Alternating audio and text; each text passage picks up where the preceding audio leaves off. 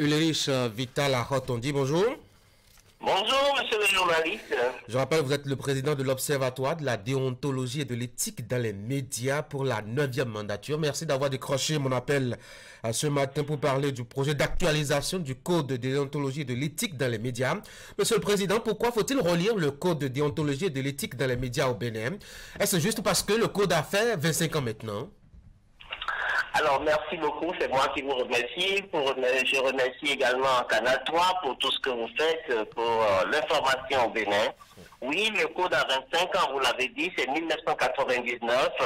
Et donc, c'est pas parce que le code a seulement 25 ans, mais il y a 25 ans, justement, on n'avait pas intégré les différents paramètres, surtout des questions en ligne. Le journalisme en ligne, les questions numériques aujourd'hui sont devenues un défi pour l'autorégulation, même pour la régulation. Donc, il était temps que nous puissions mettre notre code aux normes, que nous puissions mettre notre code donc au diapason de la technologie, si on peut ainsi dire, rester vraiment avec notre temps pour que nous puissions continuer effectivement à faire ce monitorage des médias qui est nécessaire, parce que vous voyez la vitesse vraiment de l'information aujourd'hui, ça préoccupe.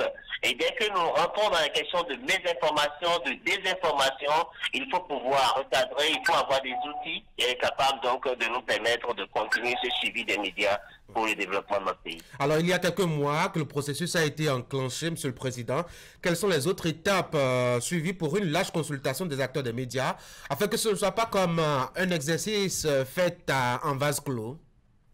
Oui, déjà, vous avez certainement souvenance qu'à Cotonou, ici, nous avons réuni donc la presse béninoise à l'Institut Jean-Paul II, où nous avons travaillé ensemble pour commencer cette relecture. Et donc, nous avons pu recueillir des amendements des professionnels. Et bien avant, nous avons organisé les journées d'éthique et déontologique, justement sur la question du numérique, où nous avons parcouru les 12 départements. Nous avons donc pu mobiliser un peu l'attention des professionnels des médias, et la nécessité donc de relire le code s'est imposée à tous. Vous voyez, le journalisme en ligne doit respecter toutes les éthiques professionnelles et les valeurs fondamentales du journalisme, quel que soit le forum ou le format utilisé. Aujourd'hui, le journaliste est responsable à la fois du contenu qu'il produit, des commentaires donc liés à ce que nous diffusons, ainsi de suite. Donc, il faut pouvoir outiller suffisamment l'observatoire pour être en mesure d'adresser de façon précise ces informations. Les informations publiées par les médias, que ce soit en ligne ou dans les médias classiques, ces informations doivent être précises et basées sur les faits. Il faut pouvoir vérifier et publier vraiment les informations sans sensationnalisme. C'est très important. Nous sommes un peu trop poussés vers tout ce qui est sensationnel, sans aucune commune mesure avec le contenu de ce que nous publions quelquefois. Et il faut publier des informations sur Internet sans intention de nuire. Et vous voyez, dans la question de la cybersécurité, la question aujourd'hui du de la cyber, comment je vais dire, sûreté, c'est des questions qui préoccupent énormément au niveau médiatique. Et il faut que nous puissions effectivement outiller les conseillers de l'Observatoire pour regarder de près ces questions et éviter les dérives qui peuvent conduire justement en prison, qui peuvent déstabiliser également l'état de droit, et c'est très important. Ah oui, mais certains acteurs des médias reprochent à l'actuelle équipe de l'ODM de mener justement l'exercice toute seule. Non, je pense que je n'ai pas entendu ces reproches. Mais je crois que de bonne foi, nous avons associé tout le monde. C'était pas gagné de faire les 12 départements. C'est le lieu justement de saluer l'Union européenne à travers le projet Média B, qui a permis donc de pouvoir regarder de près ces consultations et de continuer à travailler véritablement pour améliorer ce que nous avons. Vous voyez, la question du journalisme en ligne est une question qui s'impose aujourd'hui à nous. Nous avons été rattrapés par la vitesse de l'information. Et donc, on n'a pas vraiment le choix. Donc, ce n'est pas une question en vase clos, c'est une question, c'est un défi collectif pour la corporation. Et je pense que nous sommes en phase, que ce soit avec les anciens, que ce soit avec les jeunes, que ce soit avec les étudiants, que la question donc du monitorage effectif des médias en ligne est une préoccupation régionale, nationale, mondiale. Tous les pays font face à ça. à côté de la liberté d'expression, à côté donc de l'Internet ouvert surtout, mais à côté évidemment de nos valeurs professionnelles, nous devons faire un choix. Et puis tout ça vient se compliquer avec la question de l'intelligence artificielle qui est à la fois une opportunité et une menace. Tout à fait. Et vous voyez, on ne peut pas rester donc en vase clos pour faire ce travail. Et justement, après cette étape, nous allons continuer. Et déjà jeudi, c'est l'occasion d'inviter encore les professionnels. Nous avons dit que nous allons faire un atelier global ouvert pour que les médias puissent continuer à contribuer et que les journalistes passent vraiment au palais des congrès le jeudi pour davantage voir ce que nous avons déjà fait et contribuer, c'est ouvert. Et après cette étape, nous allons nous rasseoir pour mettre en place quelques directives vraiment sur le monitorage donc, des médias en ligne que nous allons encore diffuser et largement par voie numérique. Et donc tout le monde aura accès et nous restons très ouverts pour que ce travail soit suffisamment participatif et révélateur donc de ce caractère inclusif que nous voulons pour le nouveau projet. Mais actuellement, les 13 conseillers de l'ODEM sont retranchés à Grand Popo. Qu'est-ce que vous faites concrètement au sujet de notre Bible professionnelle? Oui, je l'ai dit tout à l'heure et je ne le dirai pas assez parce qu'aujourd'hui, il faut dire que la presse béninoise a besoin vraiment de formation, la presse béninoise a besoin d'être soutenue. Et donc, à Grand Popo, les presses sont payées, travaillent au coude à coude avec le projet MEDIA-B de l'Union européenne pour renforcer les capacités de monitorage et regarder donc de près les éléments, les inputs sur la question donc des réseaux sociaux, du numérique que nous pouvons ajouter. Et l'Union européenne a bien voulu recruter un consultant international qui nous a présenté un peu et tout ce qui se passe dans le monde aujourd'hui par rapport au numérique, que ce soit en Afrique subsaharienne, en Afrique centrale, en Europe, aux États-Unis. Et donc nous avons regardé de façon large tout ce qui est proposé, l'éventail de propositions qui est là. Nous sommes en train donc d'affiner pour voir qu'est-ce qui s'adapte à notre contexte. Et c'est tout ça que nous allons reverser justement à la corporation parce que c'est nous en fait qui décidons. C'est pas un consultant international. Mais dès qu'il a fini son travail, c'est nous qui disons oui, ceci convient à notre écosystème médiatique, ceci convient au Bénin, ceci convient à la corporation. Et donc, c'est ce que nous faisons aujourd'hui. Moi, je voudrais, à la suite donc de ce travail, de cet appui que nous avons, que les partenaires puissent effectivement soutenir la presse. Nous avons besoin d'une presse impartiale. Nous avons besoin d'une presse qui regarde les questions de développement avec beaucoup de compétences. Nous avons besoin d'une presse totalement orientée vers le développement. Et ça, il nous faut du courage. Il nous faut aborder les questions avec beaucoup de doigté. Et si les partenaires ne soutiennent pas la presse, nous aurons toujours une presse monotone. Nous aurons toujours des journalistes peut-être frileux.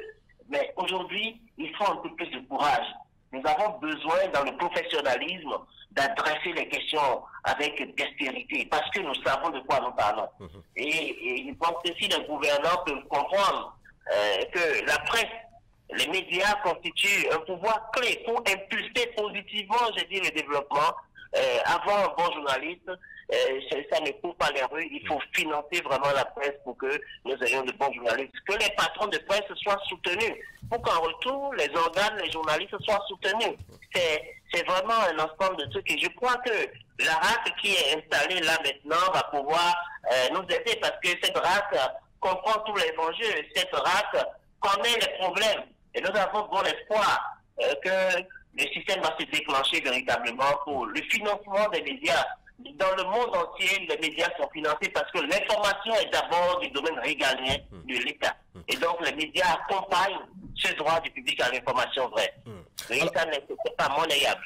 Vous aviez mis, monsieur Aratondi, l'accent sur le professionnalisme du journaliste, le code de l'information, le code de déontologie, et de l'éthique dans les médias, c'est quand même 26 articles, dont, mettons, 22 ou 20, sur les devoirs du journaliste et seulement 6 pour les droits. Est-ce que ce n'est pas déséquilibré? Est-ce que ce n'est pas l'opportunité aussi de mettre l'accent sur, je dois dire, les conditions favorables à mettre en place justement pour aider le journaliste à être professionnel? Oui, je partage votre avis que la question peut-être de l'équilibre dans le code est une question qu'on peut regarder vraiment de près. Mais quand vous regardez les droits, les 5 que nous avons véritablement, représentent l'essentiel de ce que le journaliste peut faire. Si déjà dans l'espace public, le législateur et puis les acteurs politiques peuvent permettre que ces droits soient respectés, par exemple, protéger le journaliste lorsqu'il est sur le terrain, lorsqu'il travaille dans l'exercice de sa fonction, favoriser l'accès aux sources d'information, c'est quelque chose de très important. Aujourd'hui, les gens ont peur de parler. Quand vous donnez votre micro, vous êtes dans l'expérience tout le temps, vous autres qui êtes à la télé. Quand vous envoyez une caméra, les gens sont frileux, on ne sait pas de quoi ils ont si peur. Et donc, il faut vraiment que les acteurs politiques permettent aux médias de pouvoir travailler librement, de pouvoir retrouver les informations de qualité et de pouvoir les servir. Nous avons accordé trop de place à la politique et aux questions politiques dans notre pays, dans notre développement. Il n'y a pas que la politique. Les questions de santé, les questions d'éducation, les questions d'environnement, c'est des questions de développement sur lesquelles nous avons besoin de personnes ressources. Donc l'accès aux sources d'information, c'est un droit acté par le code de l'information. Il faut vraiment que les conditions soient favorables à ça. C'est pour ça que dans cette relecture, nous remettons également l'accent sur la capacité du journaliste à protéger ses sources, à ne pas les divulguer et à pouvoir travailler librement pour que nous puissions avoir un espace de liberté, un meilleur espace de liberté où l'investigation a cours. Pour le développement, je dis surtout pour le développement, il ne s'agit pas de publier pour nuire, mais il s'agit de publier pour contribuer au développement. Si nous pouvons réduire la marge politique qu'il y a dans nos médias et nous consacrer davantage aux questions de développement, je parle de l'environnement, je parle de l'éducation, je parle du social, etc.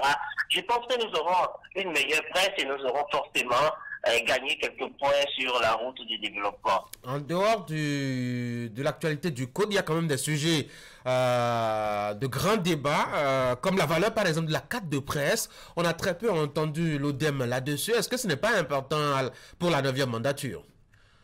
Non, c'est évident. Vous vous rappelez que nous nous sommes mis dans cette danse pour la délivrance des cartes de presse. Nous avons visité les institutions, nous avons appelé les médiathèques de la République, nous avons visité l'ANIP, nous avons fait un certain nombre de choses pour que, effectivement, la carte de presse soit délivrée en son temps.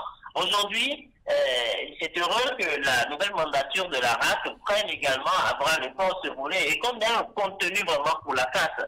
Nous avons suffisamment dit, et c'est le lieu de le répéter, que la question, par exemple, de l'assurance santé est une question très importante pour les médias. Il faut que le journaliste qui est vraiment au service de tout le monde puisse vraiment être soigné et sécurisé. Et ça, on a besoin d'un accompagnement réel. Et que les entreprises de presse puissent vraiment avoir la capacité d'accéder à la publicité.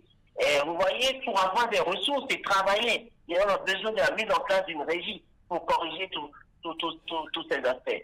Et donc, pour nous, il est important que nous puissions nous donner la main. Il est temps que nous regardions dans la direction. La presse a toujours fait les rois. La presse est toujours mal chaussée, malheureusement, également. Et donc, il faut que nous puissions réellement demander à ces rois que nous servons tout le temps de regarder un peu du côté de la presse et dire, mais ces gens, ils ont besoin d'être accompagnés véritablement. Il ne s'agit pas de quémander, nous ne quémandons pas quelque chose. Je pense que c'est de droit. Au regard donc de l'importance vraiment de ce que les médias constituent aujourd'hui. Imaginez une petite diffusion sur votre parcours, sur une actualité qui vous concerne aujourd'hui, sur Facebook ou sur Internet ou sur Twitter. Ça devient viral. Ouais. C'est ça le pouvoir de l'information. Mais c'est ce que nous pouvons utiliser également pour construire le développement. Ça veut dire qu'il faut vraiment que nos dirigeants comprennent que les médias ont un rôle, que c'est le pouvoir, ce n'est pas un pouvoir. Les médias, je pense que c'est le pouvoir et c'est un pouvoir à respecter, c'est un pouvoir à protéger. Pour que demain, on puisse contribuer à une justice pour tous. C'est important. Qu'on puisse donner la parole aux minorités. Tout le monde ne peut pas parler. Donc, il faut vraiment que la presse continue d'être la voix des sans-voix. que la presse continue donc de faire remonter tout ce que nous avons comme problème pour que nous puissions trouver ensemble des solutions. Monsieur le Président, une dernière curiosité, le temps de vous laisser vaquer à vos occupations. On sait que la 9e mandature est venue avec beaucoup d'innovations, en témoigne, d'ailleurs vous l'aviez souligné tout à l'heure, cette journée éthique et déontologique. La première édition, ça a été l'année passée. Cette année, les confrères ne voient rien venir. Qu'est-ce qui se passe? Non, mais vous avez compris que nous sommes également sur des tâches, puisque quand nous avons fait le tour des départements et que nous avons recueilli les propositions, il faut travailler là-dessus. Et c'est justement de cette tournée qu'est née la révision du code également, vous avez compris. Et donc nous sommes aujourd'hui sur le chantier donc, de cette révision. Nous travaillons acharnement. Nous n'avons pas manqué de continuer à faire le suivi des médias. Chaque semaine, nous travaillons sur un média. Nous avons fait des visites in situ. Nous avons visité des médias, que ce soit les médias publics, les médias privés, pour dire que nous sommes à leur côté et nous les soutenons, nous les accompagnons. Notre seul combat, c'est que le journaliste béninois puisse devenir un journaliste de qualité, qu'il puisse respirer l'excellence, qu'il puisse décider de bien faire son travail, sans vraiment parti pris, et sans également profiter, je ne sais pas, des financements occultes pour vraiment pourrir, je vais dire, l'information dans le milieu public. Nous voulons des journalistes intègres, capables donc de nous aider à élever le niveau du débat, que ce soit politique, débat social, le débat de l'environnement. Donc, la 9e mandature fait de son mieux. Nous avons surtout besoin d'accompagnement. Et je vais profiter de votre antenne et je vous remercie déjà pour cette opportunité pour que les partenaires au développement comprennent qu'il est important d'accompagner aux côtés de l'État l'essor, la régulation de la presse. C'est très important que les possibilités donc, de subvention puissent s'élever, s'accroître pour le bien-être de tous. L'information et les médias au cœur de la démocratie, je pense que c'est la meilleure des choses qui puissent nous arriver au Bénin. Ulrich Vital Arotondi, merci beaucoup. C'est moi qui vous remercie. Je rappelle que vous êtes le président de l'Observatoire de la déontologie et de l'éthique dans les médias, 9e mandature. Bonne journée. Bonne journée à vous et merci à tous vos auditeurs. Retour à Cotonou. Mesdames et messieurs, voici la rubrique santé maintenant.